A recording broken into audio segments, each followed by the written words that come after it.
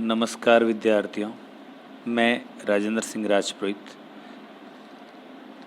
पुनः आपके बीच में हाजिर हुआ हूँ। कक्षा 10th का दूसरा टॉपिक बहुपद यानी पॉलिनोमियल्स लेकर। सबसे पहली चीज़, बहुपद क्या है? तो बहुपद में बीजगणित होती है और बीजगणित मीन्स होता है अंग्रेजी के अक्षर। तो बीजगणित के अंदर दो तरह के पद होते हैं, एक होता है चर पद और दूसरा होता है अचर पद। जो अंग्रेजी के अक्षर होते हैं उन्हें हम चर पद कहते हैं। एग्जाम्पल दिया मैंने, जैसे x, 4x, 7x, 5x square, 3x, 4 Z cube. इस तरह से कोई भी अंग्रेजी का अक्षर आपको नज़र आ जाए, इट मीन्स वो आपके सारे के सारे चर पद कहलाते हैं। इनको चर पद इसलिए कहा जाता है क्योंकि कोई भी वैल्यू, जब आप x की वैल्यू कोई भी रखोगे तो उसका मान बदलता रहेगा। 1 रखोगे तो नया मान आएगा, x की वैल्यू 2 रख देंगे तो और वैल्यू चेंज हो जाएगी, 3 रख देंगे तो और चेंज हो जाएगी। इस तरह से इनकी जो वैल्यू है यानी इनका जो मान है वो बदलता रहता है, इसलिए इनको चर पद कहा जाता है। दूसरा जो पद होता है वो हमारा है अचर पद।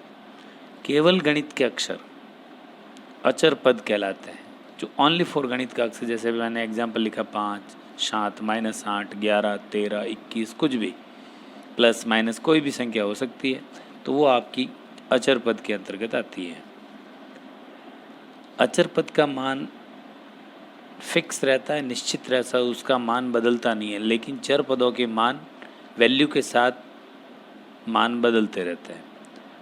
अब बहुपद के प्रकार, टाइप ऑफ पॉलिनोमियल्स, तो इसके बहुपद के अलग अलग प्रकार हैं। सबसे पहला जो प्रकार है वो है रेखिक बहुपद। रेखिक का सीधा सा अर्थ है सरल रेखा। रेखिक बहुपद वह बहुपद जिसमें चर पद यानी अंग्रेजी के अक्षर की घात 1 हो, यानी अंग्रेजी के अक्षर की घात। क्योंकि एक चीज़ हमेशा ध्यान रखना, अगर आप बहुपदों को अलग करना चाहते हैं कि वो एक चर है, दो चर है, या रेखिक है, या द्विघात है, या त्रिघात है, तो हमेशा अंग्रेजी के अक्षर की घात पर ही डिपेंड करता है। गणित के अक्षर से कोई मतलब नहीं होता है, चर पद मायने रखता है इसमें। इसीलिए बहुपद के अंदर सबसे इम्पोर्टेंट चीज़ होती है उसका चर पद। तो हमारा जो पहला है वो रेखिक पद है। रेखिक पद के अंदर वह बहुपद जिसमें चर पद की घात 1 हो, यानी अंग्रेजी की घात क्या होनी चाहिए? 1। जैसे एग्जाम्पल अगर हम देखना चाहें तो 4x + 5 और 5x + 4y + 3। तो देखो x की कोई पावर नहीं है यानी 1 है, इस पे भी 1 है और इस पे भी 1 है, तो ये जो है वो आपका रेखिक पद के अंतर्गत आते हैं। दूसरा है हमारा द्विघात बहुपद। द्विघात नाम से ही पता चल रहा है, जहाँ पे चर पद की घात कितनी होती है? 2। तो यानी जिन पदों में अंग्रेजी के अक्षर यानी चर पदों की घात 2 होती है वो द्विघात बहुपद कहलाते हैं। एग्जाम्पल हमने लिखा 4x² + 7, तो देखो x की पावर यहाँ 2 है, x की घात 2 है, इसलिए ये द्विघात हो गया, ये भी द्विघात। फिर आता है त्रिघात बहुपद। त्रिघात बहुपद वे बहुपद जिनमें चर पदों की घात 3 होती है। नाम से पता चल रहा है त्रिघात, यानी चर पदों की घात कितनी होनी चाहिए? 3। अंग्रेजी के अक्षर की घात जहाँ पर 3 है वो त्रिघात बहुपद कहलाता है। जैसे एग्जाम्पल 4x³ + 5x² - 5। इसमें बहुपदों में आपको एक चीज़ ध्यान रखनी है कि जब आप किसी भी बहुपद के सजातीय और विजातीय पद अलग अलग करते हैं तो उसमें आपको केवल और केवल अंग्रेजी के अक्षरों को मिलाना है, तो ही हम सजातीय पदों को पहचान सकते हैं। अब हमारी एक्सरसाइज आती है 2.1, जहाँ पर आपको क्वेश्चन पूछे जाएंगे 2.1 में, x के शून्यांक ज्ञात करो या y के शून्यांक ज्ञात करो, जबकि आपको एक ग्राफ दिया हुआ आएगा। 2.1 के अंदर ग्राफ बना हुआ आएगा और आपको उसमें क्वेश्चन पूछ सकता है x के शून्यांक या y के शून्यांक बताओ। तो एक चीज़ हमेशा ध्यान रखना, किसी भी अक्ष के शून्यांक, जैसे x के शून्यांक अगर आपको पता करना है तो जहाँ ग्राफ की लाइन x को जहाँ जहाँ काटती है वो x के शून्यांक होते हैं। इट मीन्स ये जो लाइन है वो एक्स की लाइन है, ये एक्स अक्ष है और ये आपका वाई अक्ष कहलाता है। एक्स अक्ष और वाई अक्ष, ये अक्ष हो जाता है, इसको बोलते हैं एक्स अक्ष और ये होता है वाई अक्ष। तो एक्स के शून्यंक अगर आपको पता करना है तो आपको चेक करना पड़ेगा कि ये जो ग्राफ की लाइन है वो एक्स को कहाँ कहाँ पे काट रही है। तो देखो एक्स को इसने एक तो यहाँ काटा, एक यहाँ काटा और एक यहाँ काटा, इसका मतलब इसने इसको 3 जगह पे काटा। तो हमारे जो एक्स के शून्यंक है वो कितना है, 3। इसमें एक्स के शून्यंक हमारे 3 हो गए। अब हम ऐसे कैसे वाई की बात करते हैं। वाई के शून्यंक, जहाँ ग्राफ की लाइन वाई अक्ष को जितनी बार काटेगी वे सभी वाई के शून्यंक होंगे। जैसे हमने ये ग्राफ बनाई, ये एक्स अक्ष है और ये वाई अक्ष है, तो वाई को इसने कहाँ कहाँ काटा, 1, 2 और 3 काटा। इसका मतलब इसमें वाई के शून्यंक कितने हुए, 3। तो इस तरह से आप 2.1 प्रश्नावली के अंदर आप जिसके भी शून्यंक पूछे, एक्स के शून्यंक पूछे तो एक्स वाली लाइन पर ध्यान देना है और वाई के शून्यंक पूछे तो वाई वाली लाइन पर ध्यान देना है कि ग्राफ की लाइन एक्स अक्ष को जहाँ जहाँ काटेगी वो एक्स के शून्यंक होंगे और वाई अक्ष की यानी वाई वाली लाइन को जहाँ जहाँ काटेगी वो वाई के शून्यंक होंगे। तो इस प्रकार आप 2.1 प्रश्नावली आसानी से कर सकते हैं। अगर उसमें कोई भी समस्या हो तो आप कमेंट बॉक्स में लिख देना और उसका समाधान भी किया जाएगा। अब हम लेते हैं एक्सरसाइज 2.2 जो इम्पोर्टेंट है। इसके अंदर पूछा गया है निम्न द्विघात बहुपदों के शून्यंक ज्ञात कर। पहले तो आपको इन द्विघात बहुपद कौन से हैं, द्विघात नाम से ही पता चल रहा है, जहाँ पर चरपद की घात 2 होगी और इसमें हमेशा ध्यान रखना आपके 2 शून्यंक आएंगे। द्विघात में कितने शून्यंक आते हैं, 2 शून्यंक। तो आपको निम्न द्विघात बहुपदों के शून्यंक ज्ञात करो और शून्यंकों तथा गुणांकों के बीच के संबंध की सत्यता की जांच करो। एक चीज़ हमेशा ध्यान रखना, द्विघात बहुपद के शून्यंक जो है आपके ज्ञात करने के लिए आपको अभाज्य गुणनखंड विधि काम में लेनी है, यानी इसमें टुकड़ा विधि काम आएगी। और ये जो क्वेश्चन है हमेशा इस तरह से दिए हुए आएंगे, ax² + bx + c = 0। ये इसका क्वेश्चन के आने का तरीका है। सबसे पहले x² वाला आएगा, फिर x वाला और फिर अचर पद आएगा। तो यहाँ पर जो है ना x² का जो गुणांक होता है उसको हम a बोलते हैं, यानी x² के साथ जो कुछ भी लिखा हुआ था वो a कहलाता है। x का जो गुणांक होगा यानी मल्टीपल x का वो कहलाएगा आपका b और जो अचर पद होगा वो कहलाएगा आपका c। ये आपको ध्यान रखना है। x² के आगे वाला a यानी x का गुणांक हो जाएगा x² का, x के आगे वाला x का गुणांक और अचर पद जो है वो अचर पद हो जाएगा। ठीक है, अब हम इसको सॉल्व करते हैं। तो ये हमारा एक क्वेश्चन है, इसको हम सॉल्व करते हैं अभाज्य गुणनखंड विधि से। किससे, अभाज्य गुणनखंड विधि।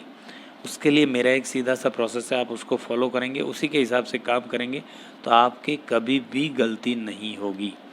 हमारा सबसे पहला काम है x² माइनस ये जो आपका मैथ्स का नंबर है 2, इसको हम हटाकर एक ब्रैकेट बना देते हैं बड़ा सा, और इसके पीछे जो साइन है ये वाला, इस साइन को किसको, इस साइन को हम यहाँ लगा देते हैं और इसके साथ क्या लिखा हुआ, x लिखा वो लिख देंगे और -8। यानी हमने क्या किया, सिर्फ 2 को हटा के उसका हमने ब्रैकेट बनाया। अब हम इसके गुणनखंड करेंगे यानी टुकड़े करेंगे। तो आपको क्या करना है, इसको इससे मल्टीप्लाई करना है। तो 8 1 जा, ये 1 है, इसके आगे कुछ नहीं मतलब 1 है। तो 8 की टेबल यानी 8 का पार्ट आपको एक बार बोलना, 8 एकम 8। तो ये हमने साइड में 8 लिख दिया। अब इसके आपको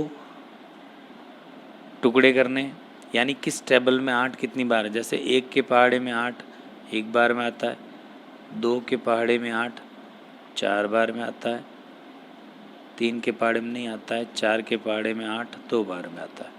अब हमें क्या करना है, ये जो संख्या मिली है हमें, इसमें से एक ऐसा टुकड़ा लेना है जिसको माइनस करने पर, बीच में माइनस लगाया हमने, माइनस करने पर क्या आए, 2 आए। तो आपको सीधा सा दिख रहा है ये जो है सही है, तो आपको बड़ी संख्या आगे लिखनी है, छोटी संख्या पीछे लिखनी है, यानी 4 आगे और 2 पीछे। यानी हमने इसमें से ऐसा टुकड़ा लिया जिसको माइनस करने पर हमें 2 मिल जाए। तो ये इस प्रकार इस 2 के क्या हो गए, टुकड़े हो गए। अब हम इसको आगे सॉल्व करते हैं। x² माइनस 4 के साथ आपको ये x लिखना है। अब किसी भी ब्रैकेट के बाहर अगर माइनस का साइन है तो ब्रैकेट हटते ही अंदर वाले सारे निशान चेंज हो जाएंगे। तो माइनस माइनस प्लस 2x और पीछे माइनस के 8। ठीक है, अब हम क्या करते हैं, इसमें 2 का ग्रुप बनाते हैं। ये 2 का ग्रुप और ये 2 का ग्रुप। इन 2 में आपको कॉमन लेना है। कॉमन का मतलब इनका आपको HCF फाइंड करना है, मसब। तो उसके लिए एक सीधा सा तरीका बताता हूँ मैं। ये 2 नंबर हमने साइड में ले लिए, ये दोनों, ये पहला ग्रुप जो है वो साइड में लिया। इसके हम प्राइम फैक्टर करते हैं, अभाज्य गुणनखंड x इंटू एक्स, x² का हो गया, और इसका 2 इंटू x। तो देखो अब इन दोनों हम कॉमन मिलाते हैं अगर, तो x इसमें भी है और इसमें भी है, तो हमारा x आ जाएगा। फिर यहाँ से क्या बच रहा है, एक तो x बच रहा है, जो गोले लगे उसको बाहर निकाल दो। तो यहाँ क्या बच रहा है, x माइनस 2 दूनी 4। तो इस प्रकार इन दोनों में हमारा जो कॉमन आया वो x आया, और पीछे जो बचते हैं वो संख्या बच रही है आपकी x माइनस 4 प्लस। अब हम इन दोनों में कॉमन लेते हैं, यानी ऐसी संख्या, कॉमन का मतलब ऐसी संख्या जिसका भाग इन दोनों में जाता है। तो हम चेक कर लेते हैं। तो ये दोनों नंबर हम यहाँ लिखते हैं, इनके अभाज्य गुणनखंड करते हैं। तो 2 इंटू एक्स माइनस 8 के हो जाएंगे 2 इंटू 2। तो देखो इसमें 2 इसमें भी है और 2 इसमें भी है, तो आपका जो कॉमन आया वो 2 आ गया। अब यहाँ क्या बच रहा है, x, बीच में साइन किसका है, माइनस का, और 2 दूनी 4। तो आपका आएगा कॉमन, तो हमारा इसमें 2 आ जाएगा और अंदर बचेगा x माइनस 4। अब ये काम करने के बाद एक चीज़ हमेशा ध्यान रखना, ये जो ब्रैकेट में आया है ये आपका सेम आना चाहिए। अगर सेम नहीं आ रहा है तो इट मीन्स आपका काम गलत है। साइन भी सेम होना चाहिए और अंक भी सेम होने चाहिए, निशान और अंक दोनों सेम होने चाहिए, नहीं है तो गलत है। तो देखो यहाँ हमारा ब्रैकेट सेम आ रहा है, इट मीन्स सही है। तो एक तो हम ब्रैकेट वाला लिख देते हैं x माइनस 4, और एक हम बार वाला लिख देते हैं x प्लस 2।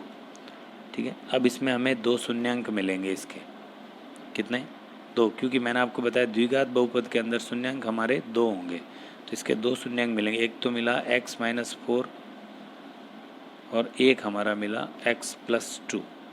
ये 2 ब्रैकेट हैं। ट्रांसफ़र करते हैं अगर, इक्वल में हम x minus 4 is equal to 0 ले लेते हैं। ये पीछे जाएगा, ट्रांसफ़र होगा इसका, तो माइनस का पीछे जाकर प्लस, पक्षांतर करते ही निशान चेंज।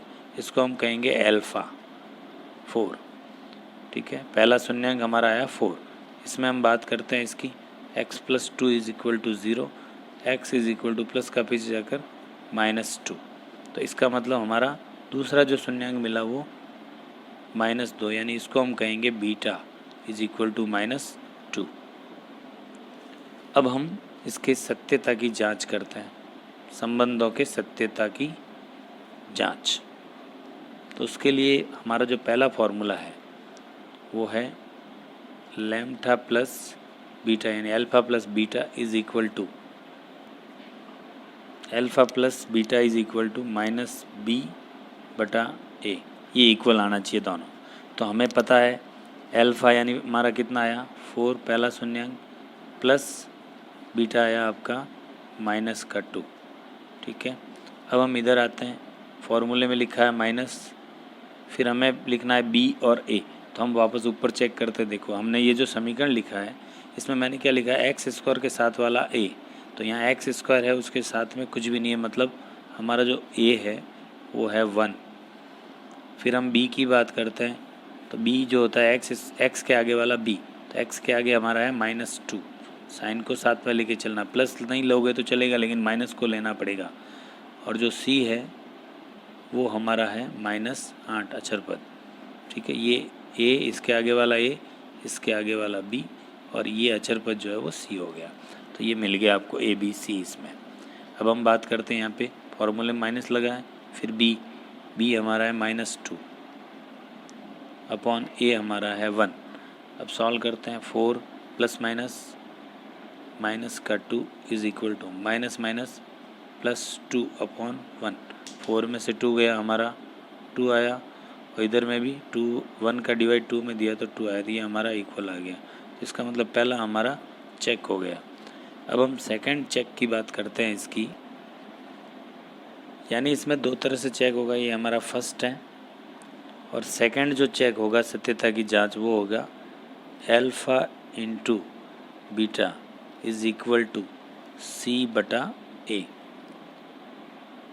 अल्फ़ा है हमारा 4 into -2 is equal to C कितना है अपना -8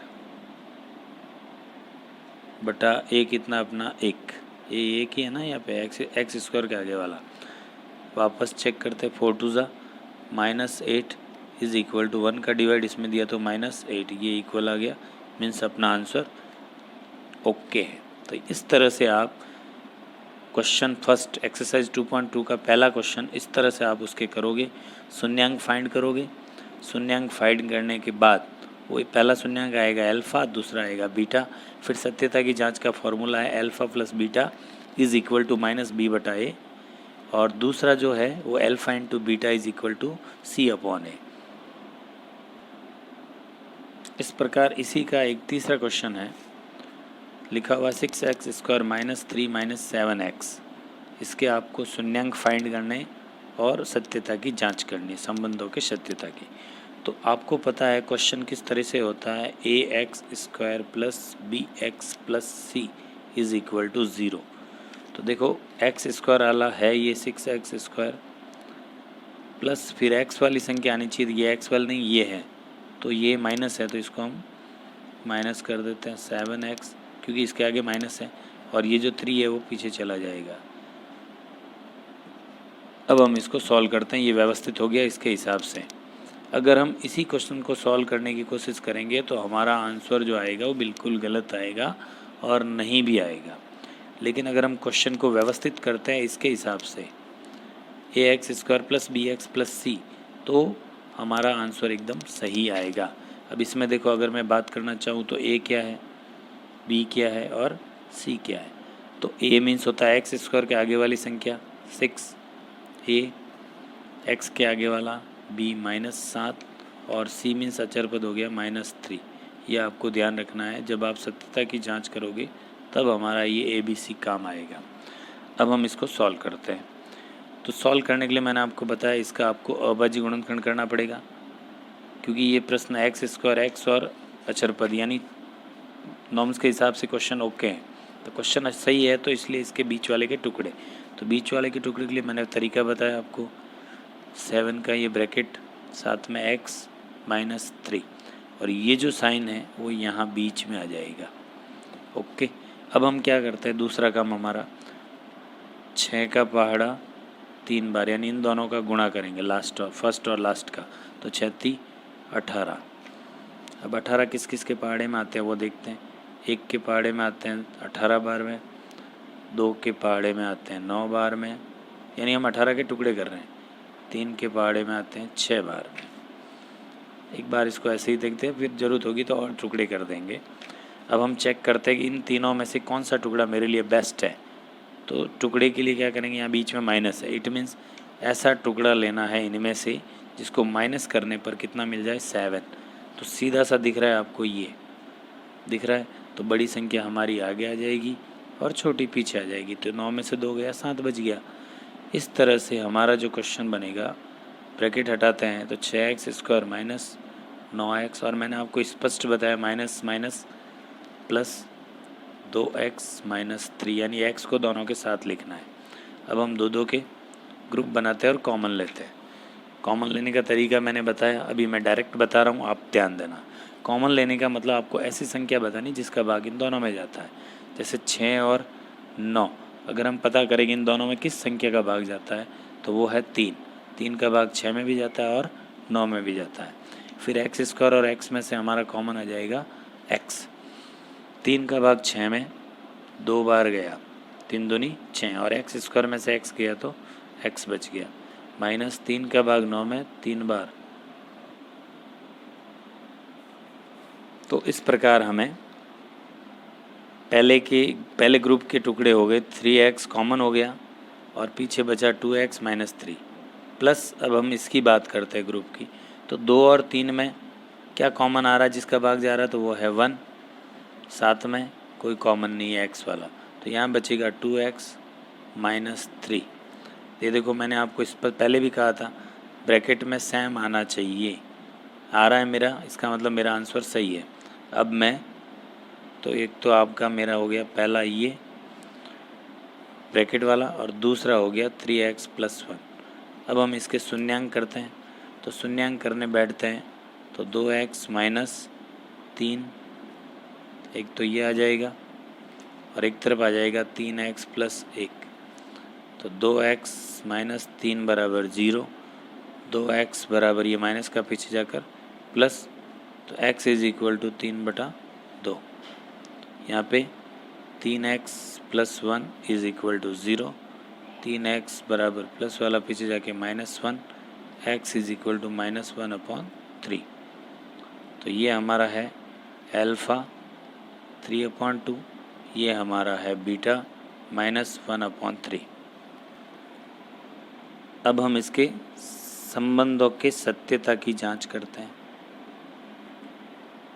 जांच, तो उसके लिए मैंने आपको सीधा सा सूत्र बताया था, क्या था पहला, alpha plus beta is equal to -b/a।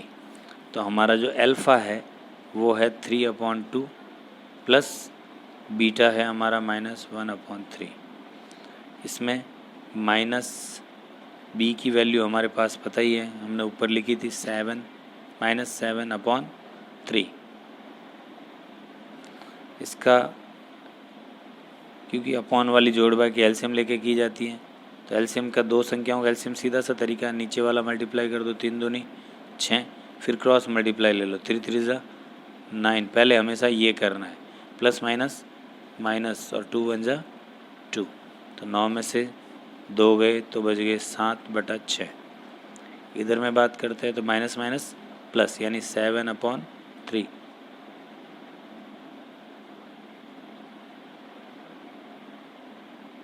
Sorry, यहाँ हमारा ए जो है वो 6 है। ये देखो ए हमारा 6 है ना, यहाँ गलत हो गया 6, तो यहाँ भी 6 और यहाँ भी 6। तो ये गलती मुझे कैसे पता चली कि हमारा ये जो दोनों आंसर हैं वो सेम आने चाहिए। नहीं आया तो मैंने चेक कर लिया कि भाई ए जो है मैंने रॉन्ग लिख दिया है, तो हमारा ए इसमें ए मीन्स होता है x² का गुणांक। तो इस प्रकार हमारे इसके दोनों आंसर ओके आए, मीन्स हमारा काम सही है। दूसरा हमारा चेक करना था alpha into beta is equal to c/a। तो अल्फ़ा है मेरा 3/2 इंटू बीटा है मेरा -1/3।